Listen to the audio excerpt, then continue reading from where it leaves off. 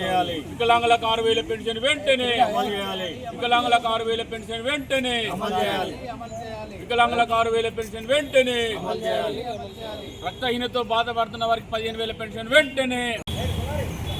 ముఖ్యమంత్రి రేవంత్ రెడ్డి గారు ఎలక్షన్ ప్రచారంలో వికలాంగుల పెన్షను 4,000ది 6,000 చేస్తానని,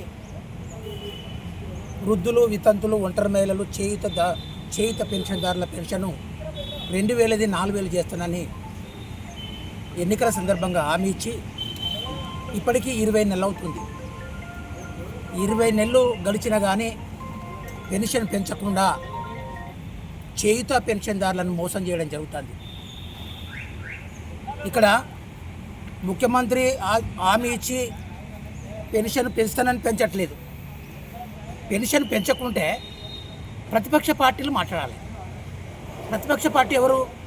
కేసీఆర్ గారు. మొదటి ప్రతిపక్ష party KCR, TRS party, BRS party. అయితే ఇక్కడ కేసీఆర్ గారు అసెంబ్లీ పోతలేడు, ప్రజలలో పోతలేడు, ఫామ్ హౌస్లో రెస్ట్లో ఉంటాడు. అంటే ఇటు ప్రతిపక్ష పార్టీలు పట్టించుకుంటలేరు, అధికార పార్టీ అమలు చేయట్లేదు, అంటే హామీ ఇచ్చి దాన్ని పెన్షన్ పెంచట్లేదు, ప్రతిపక్ష పార్టీ మాట్లాడతలేదు.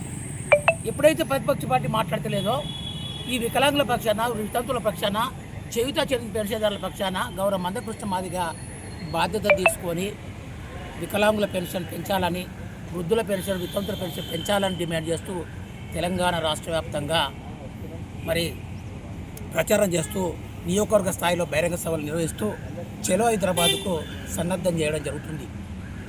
చలో హైదరాబాదు పరేడ్ గ్రౌండ్లో లక్షలాది మంది వికలాంగుల గర్జన పేరుతోని లక్షలాది మందితో సెప్టెంబర్ 3వ తేదీన నిర్వహించడం జరుగుతుంది.